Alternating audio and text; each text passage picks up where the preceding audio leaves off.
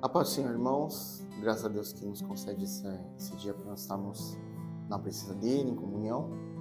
E estamos num evento na igreja, o primeiro encontro de oração. Eu gostaria de meditar com os irmãos uma passagem que é bem típica e bem propícia para esse período, que é Atos 12, do 1 ao 17. Eu vou ler o texto e já vou fazendo as considerações. Diz assim: porque por aquele tempo o rei Herodes mandou prender alguns da igreja para os maltratar. Mandou matar à espada Tiago, irmão de João. Vendo que isso agradava aos judeus, prosseguiu mandando prender também a Pedro. Então, pelo texto, perceba que Tiago tinha morrido. Deus permitiu a morte do irmão Tiago e permitiu que o irmão Pedro fosse preso. E eram os dias dos pães sem fermento.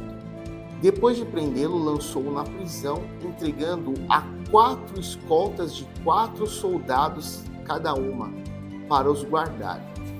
É claro que ele precisava ser bem guardado, porque num tempo que os irmãos sumiam do nada, os irmãos eram libertados, Deus fazendo milagres, ele colocou 16 soldados para segurar o irmão Pedro. A intenção de Herodes era apresentá-lo para o povo depois da Páscoa. E assim Pedro estava guardado na prisão. Mas havia oração incessante a Deus por parte da igreja a favor dele. A igreja poderia ter parado de orar. Bom, Tiago já tinha morrido. Pedro também vai ser o mesmo caminho. Vamos desistir de orar pelo Pedro. Pelo contrário, a igreja continuava incessante. Meu convite é que você continue orando para aquelas pessoas que você pensou em desistir. Meu convite é para que você continue orando por aqueles que você desacredita que Deus vai salvar, que Deus vai libertar. Ore por essa pessoa. Deus faz milagre. Versículo 6. Na noite anterior ao dia que Herodes ia apresentá-lo ao povo, Pedro dormia. Um dia antes de morrer, ele estava descansando. Ele estava dormindo. Ele poderia dormir num tempo em que qualquer coisa tira o nosso sono. Esse irmão descansava em Deus, antes da sua morte. Entre 2 soldados presos com 2 correntes. Sentinelas junto à porta guardavam a prisão. Eis que, porém, sobreveio um anjo do Senhor e uma luz iluminou a prisão. O anjo tocou no lado de Pedro. Sabe quando você está dormindo e de repente alguém abre a janela do seu quarto e aquela luz incomoda você? O anjo, uma luz muito mais intensa, chegou na prisão. Ele estava num sono tão mais profundo que o anjo ainda precisou tocá-lo para que ele despertasse. O anjo tocou no lado de Pedro e o despertou, dizendo: levante-se depressa. E as correntes caíram das mãos dele. Uma próxima chave aqui. Deus não vai capacitá-lo para você fazer alguma coisa. Enquanto você faz, ele te capacita. Então, se você está esperando alguma coisa, eu estou esperando uma capacitação de Deus, estou esperando um recurso, aí depois eu vou começar a fazer. Não faça isso. Faça durante o processo. Ele vai dar os recursos, ele vai dar a providência. Faça. Ele vai, enquanto você está caminhando, enquanto ele vai fazendo, vai abrindo o mar, vai pôr no chão embaixo do teu pé, faça. Ande em milagre para a glória de Deus. Perceba que ele não esperou ser livre das correntes para levantar. Ele não falou: ai, anjo, me livra primeiro, aí eu levanto. Não. Levante-se. Enquanto ele levantava, a corrente foi caindo. Enquanto você estiver fazendo, Deus vai providenciar o que você precisa. Levante-se depressa. E as correntes caíram das mãos dele. E o anjo continuou: coloque o cinto, calce as sandálias. E assim ele fez. O anjo disse mais: ponha a capa e me siga. E saindo Pedro o seguia, não sabendo que era real ou o que estava sendo feito pelo anjo. Ele pensava que era uma visão.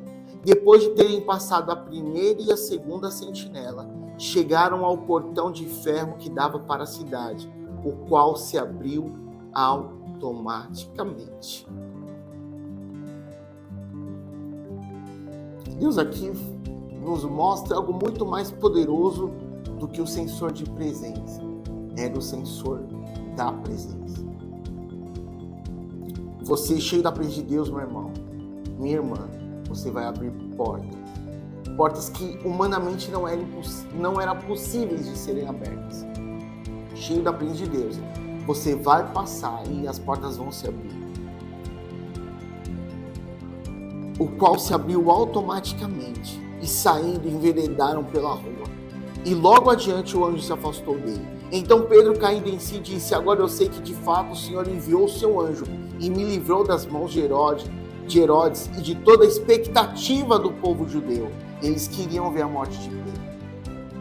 Ao se dar conta disso, Pedro resolveu ir à casa da irmã Maria e à casa de Maria, a mãe de João, também chamado Marcos, onde muitas pessoas estavam congregadas e oravam. Quando ele bateu à porta da frente, uma empregada chamada Rode foi ver quem era. Reconhecendo a voz de Pedro, ficou tão alegre que nem o fez entrar, mas voltou e ficou correndo para anunciar que Pedro estava à porta. Então os outros disseram: você ficou louca? Ela, porém, persistia em afirmar que era verdade. Então disseram: é o anjo dele. Enquanto isso, Pedro continuava batendo.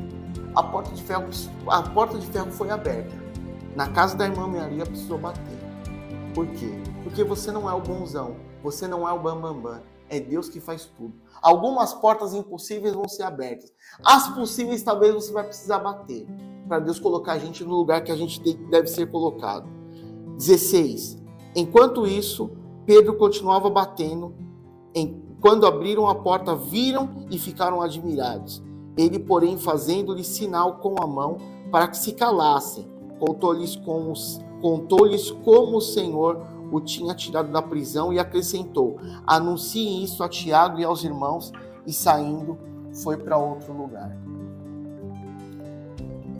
Esse é um texto poderoso, um texto de falar de oração incessante, e eu quero motivar você a reaver os pedidos de oração que você desistiu, coisas que Deus tinha plantado no seu coração, pessoas que precisam estar debaixo dos seus joelhos.